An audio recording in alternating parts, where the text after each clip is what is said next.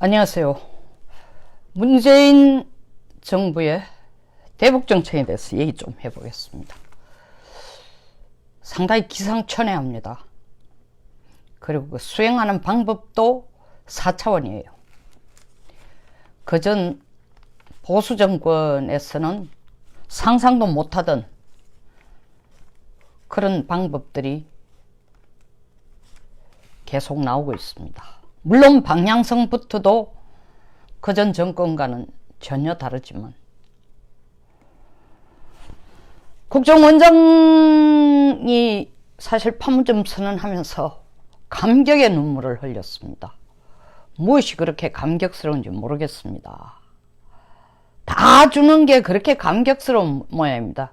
우리는 무장 해제하고 북쪽에 돈 갖다 주는 게, 북한 핵 확인도, 비핵화 확인도 안 하고 갖다 주는 게 감격스러워서 눈물을 흘리는지 모르겠습니다. 어쨌든 감격스럽답니다.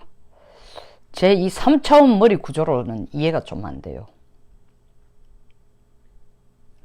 이번에 14방북단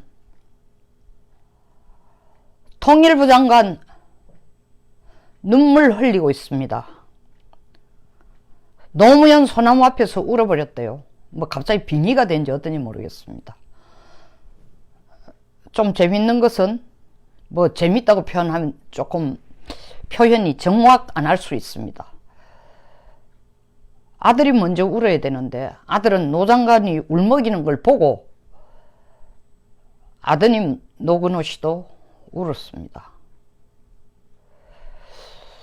이게 북쪽에 대한 아분지, 아니면은 우리 대통령 통수권자가 워낙 눈물을 잘 흘리시니까 뭐 화재가 나도 울고, 팽목항에 가서도 울고, 노동자를 보고도 울고, 심지어는 영화를 보고도 울고, 감수성이 풍부하고 천재적인 퍼포먼스를 하는 탁현민 씨 덕택인지, 어쨌든 이 그전 박근혜 정부가 불통이고 외고집인데 비해서 훨씬 더 휴머니스틱, 인간적인 모습을 보여주는 방향은 확실히 그 방향성으로 가고 있는 건 사실입니다. 그럼에도 불구하고 대통령이 잘 우시니까 북쪽에 가서까지도 저는 대통령을 적극적으로 정말 온 충성을 다해서 우리 대한민국 대통령을 모시고 있습니다. 그래서 여기 와서까지도, 북쪽에 와서까지도 눈물이 난다는 뜻인지, 아니면 북쪽에 가서 뭘 보고 그렇게 감격에 눈물이 나는지, 뭐 큰절하는 사람, 우는 사람, 이분들이 과연 대한민국을 지금 끌고 나가는 지도자들이고 행정의 수장들이고 행정의 최고위직인가? 그럼 국민들은, 그 밑에 있는 국민들은 우린 정말 개돼지 수준밖에 안 되는가? 그 정서를 이해를 못하는가? 우린 정말 3차원, 2차원 버러지 같은 존재인가? 하여튼 그 눈물의 성격도 저는 모르겠고, 뭐에 대해서 감격스러운지도 잘 모르겠습니다. 뭐 청와대에서 브리핑할 때는 왜 감격스러운지 그것도 좀 얘기해주면, 친절하게 얘기해주면 얼마나 좋겠습니까? 그 다음 또 봅시다. 여당의 대표가 북쪽에 가서 평화체제를 유지하기 위해서는 국가보안법을 이게 문제가 될 것 같으니 논의가 필요하다. 국가보안법의 제재 대상이 되는 상대자한테 가서 국가보안법 얘기를 하고 있어요. 경찰이 도둑놈 잡아놓고 한 얘기가, 야, 이 도둑놈 검거법을 좀 뭐라고 할까? 동네가 조용하고 제대로 되려면 이때까지 도둑놈 잡는 법을 경찰이 이행을 해왔는데, 이 좀 마을이 평안하고 민방위가 제대로 되려면 이 도둑놈법부터 없어야 되지 않을까? 이 질문하고 같이 들려요, 저는. 마치 송민순 전 외교부 장관이 유엔에서 북한 인권법 표결에 있어서 그 당시 청와대 노무현 정권에서 안보에 책임을 지는 뭐 국정원장, 청와대 비서실장, 뭐 안보실장, 외교부 장관, 국방장관 등등 대통령 원래는 상황이 별로 좋지 않으니까 2007년입니다. 국방인권법을 유엔에서 북한 인권법 표결에 우리가 작년처럼 2006년처럼 찬성해 주는 건 그렇다. 그럼 어떻게 하면 되냐? 토의를 해보자. 그 송민순 장관의 빙하는 움직인다는 책에서 보면은 지금 현 대통령께서 북쪽의 의견을 한번 묻자고 얘기했다는 겁니다. 그게 뭐 나중에 물었든 어쨌든 하여튼 물었다로 나옵니다. 인권의 제재를 받아야 될, 인권법의 제재를 받아야 될 대상에게 야, 이 법 없애는 게 좋냐? 아니면 너희들 제재를 그만하는 게 좋냐? 그만할까? 제재하지 말까? 물어보자는 거하고 뭐가 다르냐고요. 그뿐 아닙니다. 우리가 북쪽을 좀 도와주고 싶고 남북 간의 교류를 제대로 하고 싶지만 정권을 뺏기면 안 되니까 이 정권이 그대로 가야 너희들 도와줄 수 있다. 자유한국당이나 혹은 그 외에 다른 보수정당이 집권을 하게 되면 새로 생기든 어떻든 뭐 그대로 가든 명색이 보수정당이 집권을 하게 되면 남북교류 끝나기 때문에 내가 절대로 정권을 놓치지 않겠다. 그걸 누구한테 가면 맹세를 해요? 북쪽에 가면 맹세하는 게야. 너가 도와주기 위해서, 북쪽 도와주기 위해서 남쪽에 있는 정적들은 깜빵에 넣고 적폐라는 거 뒤집으시고 발길질하고 제목을 걸고 밟고 하겠다는 겁니다. 그 제목을 걸고 발걸을 하고 그게 정의라는 이름으로 사실을 확인하고 따지고 한다 손치더라도 국내 문제 아니에요? 국내 문제 아니냐고요. 왜 거기 가서 북쪽 최고인민위원회 부의장, 우리로 치면 국회 부의장한테 그 얘기를 하냐고. 맹세하듯이. 이거 4호정 아닙니까? 4차원 아니에요. 전 도저히 이해가 안 돼. 제 머리로는 여러분 이 들으시는 시청자들이 야 너가 머리가 나쁘고 그렇다. 만약에 이걸 못하는 게 머리가 나쁜 거라면 저 머리 나쁜 거로 하겠습니다. 그대로. 도저히 납득이 안 가요. 또 있습니다. 남북정상회담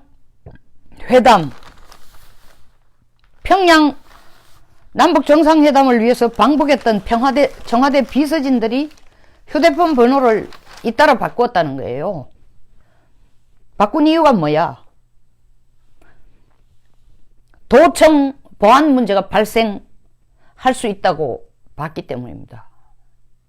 이걸 말이라고 합니까?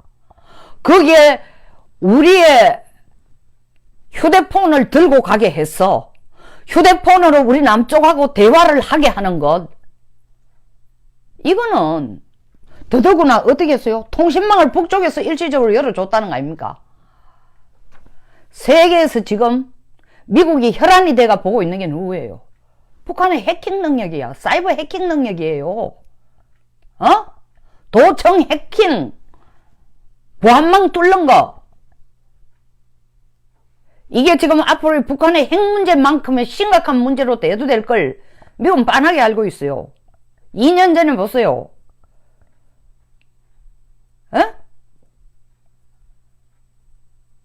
제 기억이 정확합니까? 아르헨티나 은행이었습니까? 벵글라데시 은행인지 아르헨티나 은행인데 내가 그걸 확인해야 되는데 그 중간 지나가는 은행이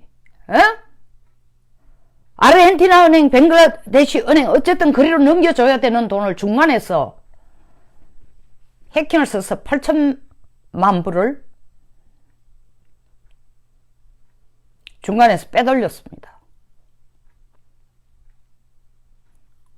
우리는 흉내도 못 내는 거예요. 이런 북한에 세계 최고의 사이버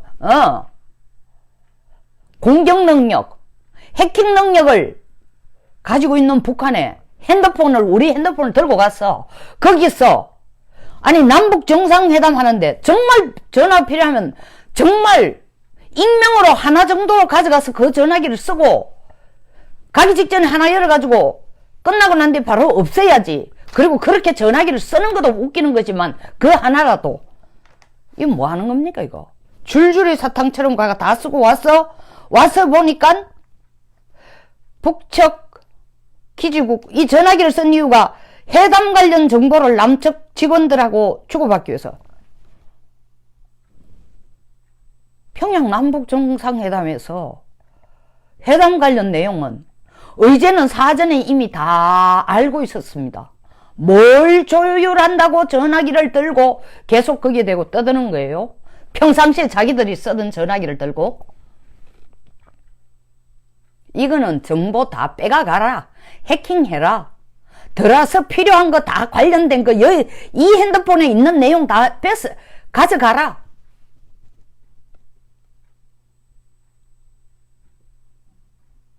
좀 좋지 않은 비유지만 여자가 남자에게 혹은 남자가 여자에게 똑같습니다. 성추행해달라고 옷 다 벗고 기다리고 있는 꼴이나 뭐가 다릅니까? 그래 놓고 와서 보니까 그게 성추행이 될 수도 있다?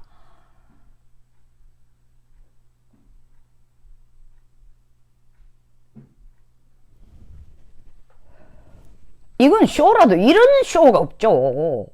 저는 이걸 이렇게 표현해요. 소 잃고 외양간 고치는 게 아니고 소를 내보내 주기 위해서 외양간에 보면 이거 강목이 아니라 바가 있어요. 뭐라 그래야 되나 지렁대 비슷한 게 있어요. 이걸 들어 올려가 소 다 내보내 야밤중에 소 다 나가도록 해놔놓고 날 새니까 사람들 보는데 외양간 고치는 흉내내는 꼴이에요. 도둑이 가져간 게 아니고 소 가져가라고 다 열어놔놓고.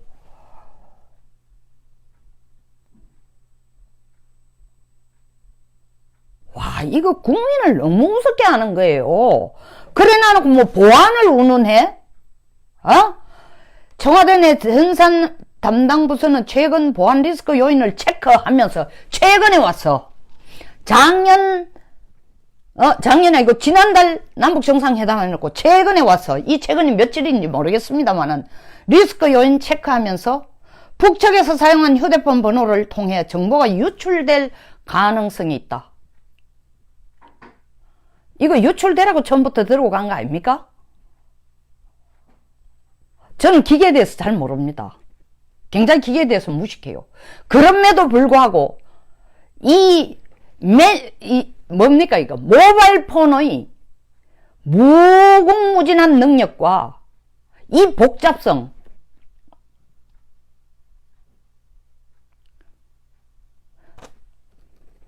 조작하기도 어렵지만 조작할 수 있다면 쓸 수 있는 용도가 너무나 많다는 것. 우리보다 쟤들이 더 잘 알아요. 북쪽이 더 잘 알아. 그래 놔놓고 돌아와가는 아차 싶었던 모양이죠. 뭐 아차 싶었던 생각이라도 들었다면 천만 다행이겠고, 어쨌든 아차 싶었던 생각이 들었는지 아닌 국민들에게 뭔가 그런 지적이 들어오고 하니까 뒤늦어요. 외양간 고치는 쇼라도 해야 되겠다 싶으니까 북측에서 사용했던 번호를 바꾸는 게 좋겠다 하고 권유를 했다는 겁니다. 그 다음 말이 재밌어요. 청와대 관계자는 보안 유지를 위해 직원들이 스스로 번호를 바꾸겠다. 제가 볼 때 처음부터 바꾼 게 아니에요.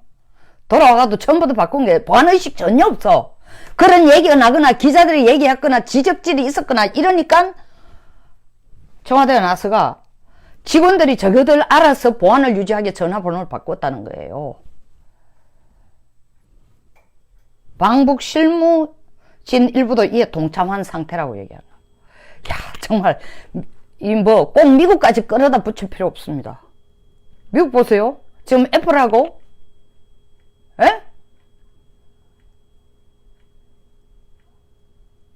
구글에 중국이 소형 전자칩 심었다고 중국에서 만드는 거 써도 안 하고 거래도 안 하겠다 하는데 우리는 핸드폰 들고 가가 거기 가서 무슨 새로운 내용이 있는 것도 아니고 남북 정상회담은 이미 시나리오 다 짜가간 거예요. 다 짜가가서.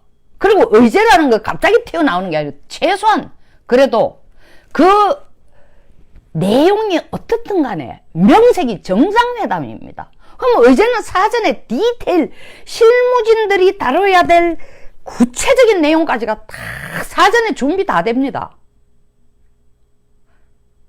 준비 다 되고 리허설까지 해서 가는 거예요. 그래놓고 뭐 때문에 남측에 있는 직원들, 청와대 직원들하고 통화를 한다고? 그것도 대포폰이나 뭘 전화기 전혀 하나 안 쓴 전화기 들고 가가 이틀 쓰고 완전히 폐쇄를 시키든지 하는 것도 아니고 아무 자료도 없는 전화기를 들고 가가 쓰고 그 자리에서 폐쇄하는 것도 아니고 자기들이 쓰는 청와대에 대한민국의 가장 핵심 정보들이 들어있는 청와대 전화기를 들고 가서 청와대 직원들의 전화기를 들고 가가 북쪽이 통신망 열어주는 걸 가지고 남쪽하고 통화를 하고 있었다는 거 아닙니까? 뭐 하자는 건지 모르겠어요. 이게 국가보안법, 내가 보기에 왜 국가보안법을 이 여당 이 대표가 얘기한지 알겠어. 이미 국가보안법은 다 없어졌어. 그러는 같은 거니까 평화체제가 되려면 국가보안법도 어떻게 해야 될 때 논의해야 된다 이 말을 해주는 거는 이미 해체됐으니까 너든 걱정하지 마라 이 얘기를 해주는 거하고 똑같아요. 북쪽에 너 걱정하지 마라 이런 거. 우리 보안법 명목으로 너들 정보를 가져오거나 우리가 너들 정보 갖다 주는데 아무런 제재가 없으니까 걱정하지 마라고 공개적으로 얘기해 주는 꼴과 똑같은 거예요. 와, 이거 여러분들 어떻게 보셨어요? 그뿐입니까? 공산주의 사회에서 뭐라 그래요? 종교는 마약이라 그래. 종교는 마약. 특히 기독교에 대해서 요새 중국에서 기독교인들 탄압하는 거 한번 보세요. 기독교를 배우면은 민주주의의 가장 기본적인 어프로치가 기독교야. 미국이란 사회를 한번 보시라고요. 어디에서 시작됐는지. 존 하버드, 전 세계에서 제일 좋다는 하버드 대학 존 하버드라는 목사님이 세운 학교입니다. 기독 정신으로. 그거하고 민주주의가 무슨 관계 있냐고요? 민주주의로 가장 성공한 미국. 거기에서 만든 기독 정신을 만든 학교. 전 세계 1위가 된 거예요. 중국이 지금 중국의 지하 기독인, 그러니까 표면적으로 안 드러나고 지하 기독인까지 다 합쳐 2억이 된다는 거 아닙니까? 파룬궁보다 숫자가 더 많아요. 비상 걸렸어요 지금. 그런 정말 공산주의를 유지하는 데에 가장 정신적으로 치명적인 취약점인 기독교인이 확산되는 거를 막으려고 난리를 치는데 북쪽도 마찬가지예요. 북쪽은 종교가 없어. 유일하게 종교 하나 김정은 종교밖에 없어요. 주체 종교밖에 없다니까요. 공식적으로 종교를 인정을 하지 않는 거예요. 근데 기독교인이 무슨 방북단에 쫄래쫄래 따라가? 그것도 우리나라의 최고의 교회를 상징하는 목사들이. 야, 이거 나라 전체가요. 방향감도 없고 주체의식도 없고 민주의식도 없고 국가의식도 없고 애국심도 없고 뭐가 뭔지를 모르는 것 같아. 이 정권이 성공하고 있죠. 목표하는 게. 국민 전체를 헷가다가는 집단 체면을 걸어가 좀비로 만드는 거. 정신이 전부 좀비 상태야. 자기 판단이 없는 사람들이에요. 그러니까 나처럼 3차원밖에 안 되는 사람은 이걸 지금 보니까 제가 말한 것처럼 4.5정식의 대북정책이든지 아니면 4차원식의 대북정책 그걸 이행하는 사람들도 제 머리로는 이해를 못하겠어요. 이 태도. 뭐 우리 문 대통령이 잘 우시니까 북쪽에 가서까지도 우리 문 대통령의 흉내를 내려고 울어주는 겁니까? 그 우리 대통령에 대한 충성맹세예요? 아니면 김정은에게 아부하는 거예요? 무엇이 그렇게 감격스러운지 좀 알려주세요. 나라 통째로 김정은이 원하는 대로 끌어가도록 내주는 게 그리 감격스러운 거예요? 왜 북쪽에 심어나는 노무현 전 대통령의 소나무가 그렇게 감격스럽습니까? 노무현 대통령은 대한민국 대통령이었어요. 어? 남쪽에 봉화마을 없어요? 노무현 기념사업단 없어요? 다 있어요. 좀 너무한 거 아니에요?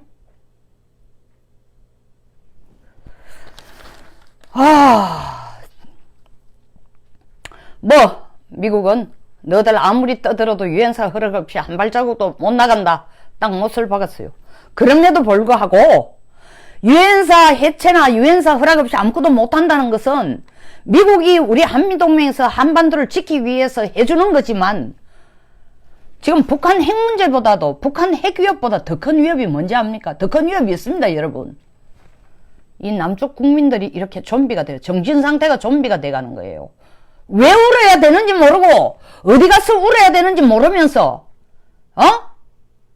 해병 조종사, 해병대 파일럿, 공군 조종사, 해병대 조종사, 헬기 조종사 5명 순직했을 때 여기 지금 북쪽에 가 우는 인간들 중에 한 명도 거기 찾아오지도 않고 와가 눈물 흘리는 인간이 없어. 이 무슨 눈물이야, 이런 눈물은.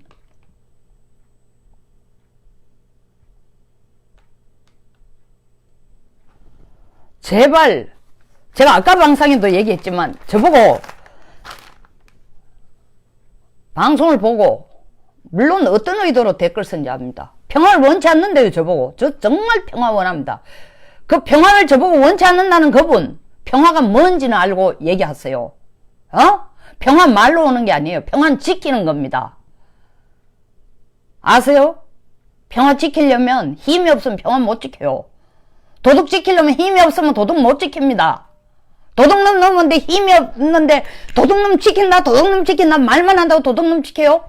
동네에 순찰 경찰도 있어야 되고 집이 도둑 못 들어도록 무슨 전자 울림도 해놓고 아니면 삐죽삐죽 유리라도 꼽아놓고 철조망도 해놔야 되는 거예요.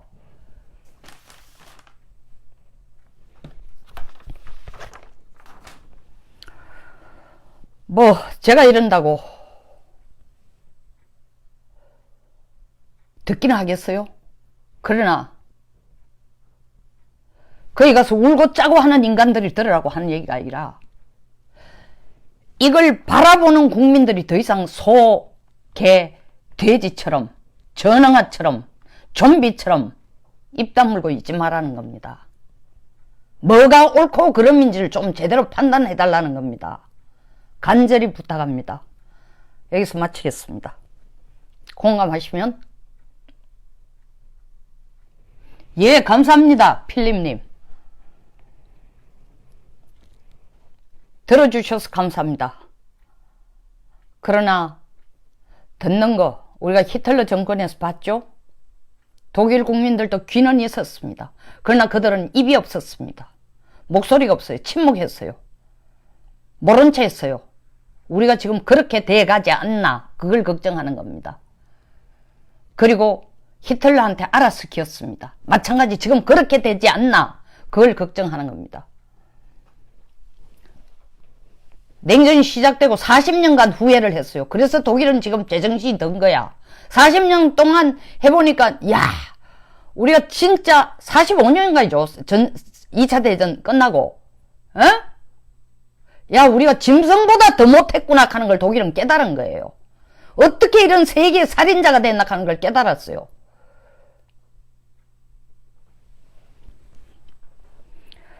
감사합니다. 공감하시면 좋아요, 구독 버튼, 그리고 많은 공유 부탁드립니다. 필립님, 공유 부탁드릴게요. 감사합니다.